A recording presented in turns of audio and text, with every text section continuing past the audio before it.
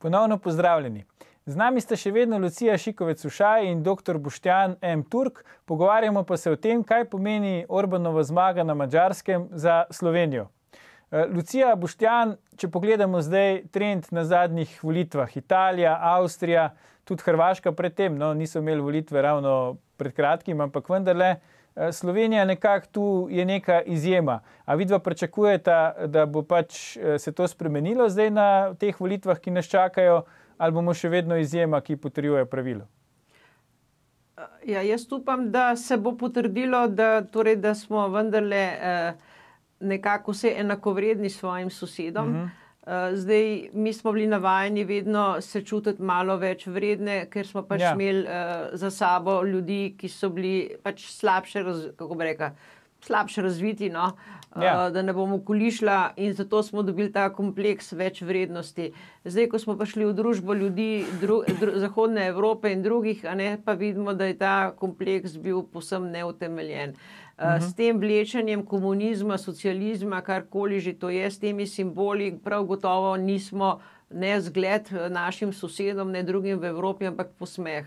In če se ne bo ta narod vendarle osvestil in si rekel, torej želimo imeti in želeli smo imeti svojo državo, torej jo imejmo radi in delajmo zanjo, jo varujmo, tako kot svojo, in jo ohranjajmo za svoje potomce, imejmo potomce in bodimo ponosni, da smo Slovenci, potem smo zadevo izgubili. Torej, biti ponosen, da si Slovenec, ni nobena sramota, čeprav nam to dnevno probajo vcepiti v glavo. Reči, da si ponosen Slovenec, da želiš Slovenijo Slovencem, da želiš imeti mir na mejah, da ne želiš nobenih migrantov in nobenih tujcev, ki ti bojo grozili, da ne smeš stopiti. Slišim, da zdaj že okrog džamije je že prepovedan dostop tudi policiji. Skratka, ne želim jaz si take... A te, ki se šele gradi? Te, ki se še gradi, ja.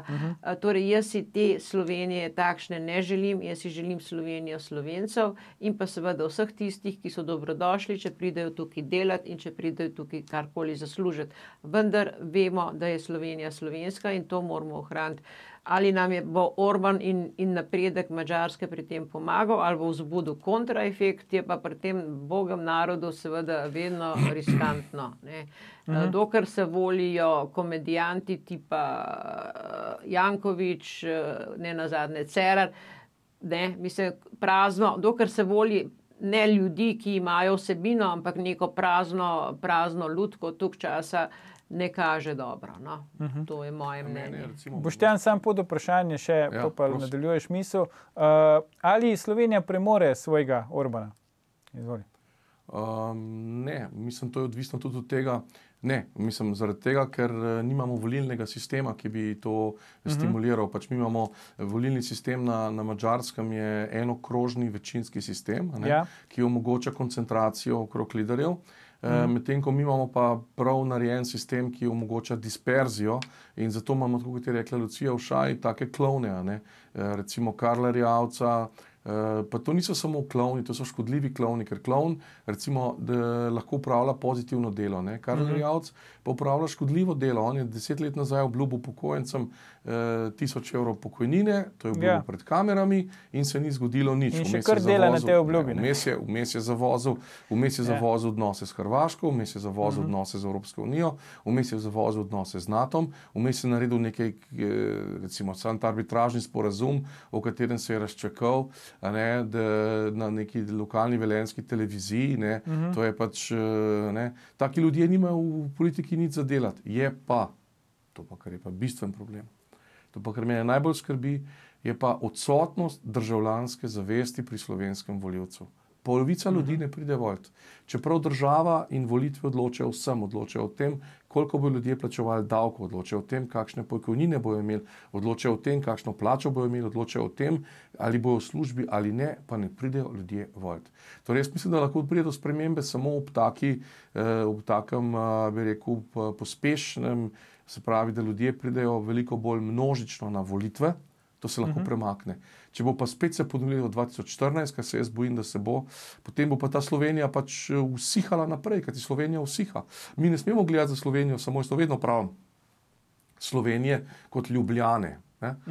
Slovenija obstaja tudi v vzhodni kohezijski regiji. Štajerci, Slovenije, tiste, ki delajo v Avstriji, ne čutijo več za svojo domovino. In to je najbolj resnih problemov, o katerem nihče ne govori, najmanj pa Miro Cerar in ta vlada. Zdaj, če pogledamo, Lucija, ti si hotela kaj dodati? Ja, jaz dejansko hočem reči, da dejansko Slovenci zelo dobro vejo, da kadar je hudo, vejo, katera figura v Sloveniji je tista, ki bi jih rešila. Ne nazadnje je naredila neka agencija, mislim, da Parsifal, anketo, kdo bi bil najbolj primeren voditelj, če pridejo ponovno migranti. Ne? In tudi takrat, ko so prihajali, so najbolj orto levičarji vedeli, kdo je tisti, ki bi zadeve znal rešiti, in to vsi vemo, kdo je. Sam vse moramo povedati. Seveda, to je Janez Janša, ki dejansko je tip liderja in je tip, ki si upa. Ker mislim, potrebno si je tudi upati. Samo lest varit tudi Evropi ni neka politika, ki nas bo lahko kam pripeljala. Ne vem, vsak človek ve, da spoštuje tistega, ki mu bo tudi kdaj rekel ne, ki bo pokazal zobe, ki bo imel hrbtenico, noben pa ne bo spoštoval nekoga, katerega se lahko obriše noge ali pa ga v ritu ščipne. To, kar je delal recimo Juncker s Cerarjem, mislim, ne meni reči, da se te dva človeka ali pa da ga Juncker ali pa se tudi vsem, kdo koga od teh dveh sploh spoštuje. Mislim, da gre tukaj za nek odnos podrejanja. To se vidi, ampak kaj je naredil Kurz, mislim, avstrijski Kurz, da se razumemo. Mislim, jaz sem ga gledala na prvem srečanju z Junckerjem, on ga je z roko prijel in ga je za ramo odrinil.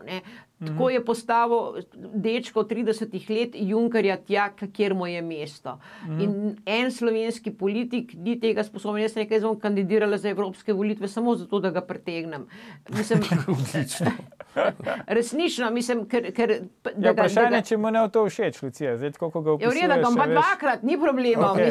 Mislim, lahko tudi obema rata všeč potem takem. Mislim, človek rabi dve okrog všeč. Če oba uživata, pa ni sporno. Mislim, res, to je mama njegova očitno zamudila. On bi rabil dve okrog ušes in ukotiti. To, kar si je Evropa navlekla z Junckerjem, z Merklovo, z tem Macronom, konec koncev, kar Velika Britanija je zavozila, Velike Britanije več ni, to vemo, mislim, itak Velika že dolg ni bila, zdaj več ni niti Britanija in so oni presenečeni, na kar nam skuhajo z nekim kvazi agentom, zdaj tako rekoč celo Evropo počgejo, mislim, jaz moram, ne glede na vse, se mi zdi, da je res, kakor je rekel Janša, fenomenalna politika, ki smo se uspeli zameriti in enim in drugim. Mislim, jaz ne bi nobenega diplomata izgnala in tudi dejansko oni so tiste enega vzorčno tako malo za finto izgnali.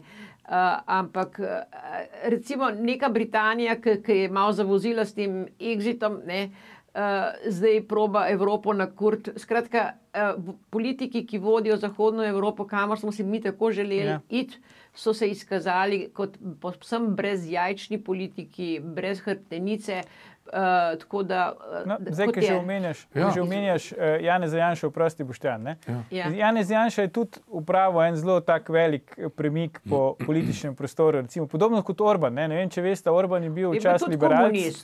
Liberalc je bil kasneje, je bil v Alde, in potem je celo leta 2000 je prišel v Slovenijo podpreti Janeza Drnovška in LDS na volitve. No, ampak če se vrnemo k Janši, poglejmo, kaj je Janez Janša 8. oktobra 1993 na novinarski konferenci povedal o udeležbi na seji Sveta socialistične internacionale. To je citat iz STA-ja. Predsednik SDSS Janez Janša je na novinarski konferenci govoril o udeležbi na seji Sveta socialistične internacionale v Lizboni, na katerem je bil eden najpomembnejših zaključkov, da je v svetu treba spodbuditi nov gospodarski ciklus, ki bo okrepil tudi politično stabilnost in vplival na večjo varnost v svetu. Janša je posebej poudaril, da je z območja nekdanje Jugoslavije polnopravna članica socialistične internacionale le SDSS. No, kot vemo, se je SDSS potem preimenovala v SDS, potem pa leta 2003, ko je vstopila v Evropsko ljudsko stranko, tudi spremenila ime iz Socialdemokratske stranke v Slovensko demokratsko stranko. A je ta politični premik razlog mogoče za to, a gre to v plus ali v minus Janši pri njegovih rezultatih na volitvah? Človek se razvija in vsak, zdaj, če se boš ti vklepal nekih svojih idej in idealov, ki jih imaš pri 20 letih, potem še pri 50, boš zgledal mačka smešno, ne? Jaz sem tudi v vrtcu se igrala s kockami, pa se danes več ne. To stranka se je premaknila v desno in bi se morala, kar se mene tiče, absolutno še bolj v desno. Meni te sredine nekako ne ležijo, to se mi zdi ne toplo, ne hladno, ampak Slovenci imajo to zelo grozen radi, a ne, da se nikoli ne odločiš, čisto zaprmej, kaj boš. Tako da se mi zdi pravilno, da se je, mislim, da je bil Pučnik v bistvu in bil tisti, ki je bil socialist, to vemo vsi, ne glede na to, da je bil disident. Pučnik je bil pač izjemno bister, intelektualc, razmišljujoč človek, s to noto, socialno noto močno razvito, ampak to s nekim socializmom, ki smo ga živeli, ni imeli nobene zveze. Ta socialnost je v bistvu bila v razvitem svetu boljša kot v komunističnih državah. Tako da... Jaz mislim predvsem, seveda, recimo ta premik Janeza Janše se pravi smer socialne demokracije je zelo dobro popisal Danilo Slivnik v svoji knjigi Potnikovo poročilo. Mislim, da je to tudi najbolj izčrpno in priporočam v Reporterju, se jo da dobiti in se to priporočam tudi čtivo. Zakaj je Janez Janša to naredil? Z tega niti dobro nisem nikoli razumel, ampak to je zagotovo dediščina Jožeta Pučnika, tako kot je Lucija Ušaj to ugotavljala. Potem je pa to dediščino na nek način, po moje tudi zaradi te koalicije, se pravi edine Pučnikove napake, ki je v svojem življenju naredil in ki je bila ključna, to je bilo med aprilom 92 in oktobrom oziroma decembrom 92, ko je vstopil v Drnovškovo vlado in uničil stranko. Vemo, da je rešil nekaj tisoč glasov iz Maribora v ponedeljek zjutraj, se pravi, te volitve so bile, 4. decembra, 6. decembra 92. leta, v nedeljo, vsekakor v ponedeljek zjutraj se je pokazalo, da je stranka preživela in najbrž je to bila neka inercija, ki je potem seveda glede na stanje v državi je bilo pa nujno.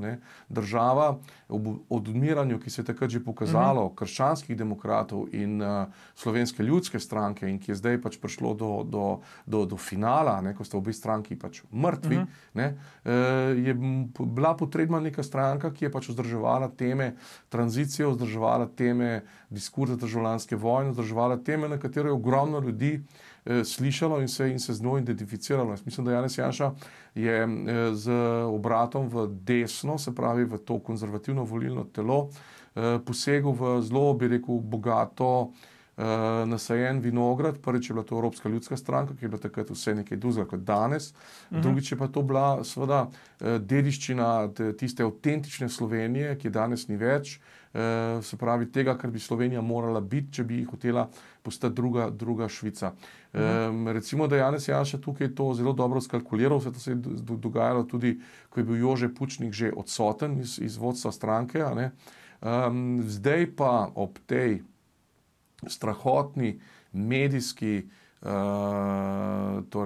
diktaturi levice, ki je povsod, zastraševanju, strahu, ob tem, da resni ljudje govorijo, da smo v 70-ih letih, da smo leta 74, 75, seveda, kdorkoli se želi izreči za normalnega, normalno pa je desno, vsaj v tem prostoru Evrope, v srednje Evrope, Hrvaške, Slovenije, Avstrije, in to je normalno desno sredinsko, ni normalno levo, levo je patološko, Slovenija doživlja en tak neverjeten premet, ampak si spet pravim, ta premet doživlja Ljubljana in njeni večinski mediji. Na Štajerskem tega ni.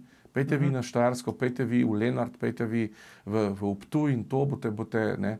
In to samo pomeni, kako so si ti ljudje to državo uzurpirali. To je žalostno.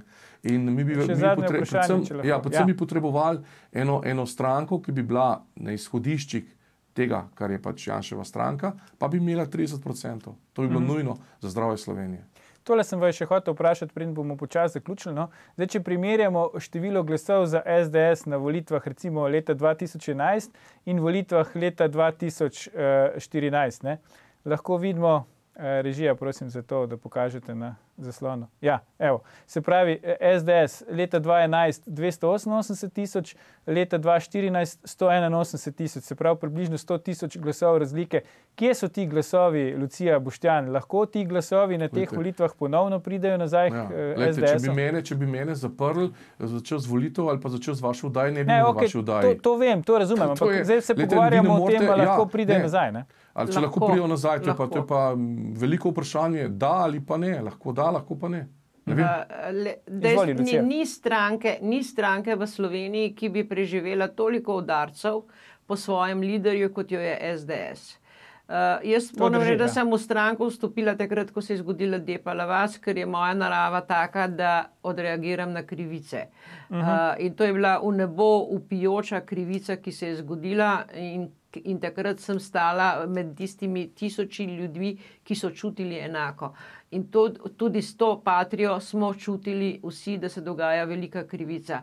In ga ni liderja v Sloveniji, za katerega so ljudje stali, da se razumemo, še predno je bila Slovenija, smo stali za Janeza Janšo, smo stali tudi potem, ko je naredil državo, praktično golorok, a ne? Ne vem, koliko vi veste, takrat je veljala kazenska zakonodaja Jugoslavije, ki je za tako zadevo predvidevala smrtno kazen. V Srbiji so usmrtili, zadnje usmrtitve so bile že 5 let po osamosvojitvi Slovenije. Torej, Janša, Bavčar, ne glede na to, kar si danes mislimo, so nosili svoje glave v torbah. Ampak če lahko počasi zaključiš, Lucija, ker nas čas priganja. Se pravi, če te prav razumem, ti verjameš, da se lahko vrne. Sigurno, zato, ker ne more en človek, pokvarjen človek se ne bi vedno znova vračal, ampak bi si zrihtal neko službo v tujini in bi šel in bi užival v miru. Janša pa jemlje državo kot svojega otroka in ga tako čuva. Jaz vam povem, kot sem rekel na začetku, stvar državljanske odgovornosti, da ljudje morajo na volitve. Se res upravičujem, Lucija pa Boštjan, žal smo pri koncu z oddajo. Najlepša hvala za vajne cenjene komentarje. Po oglasih pa vam bomo pokazali, kako je edini diamant odrezal blaugrano iz Lige prvakov.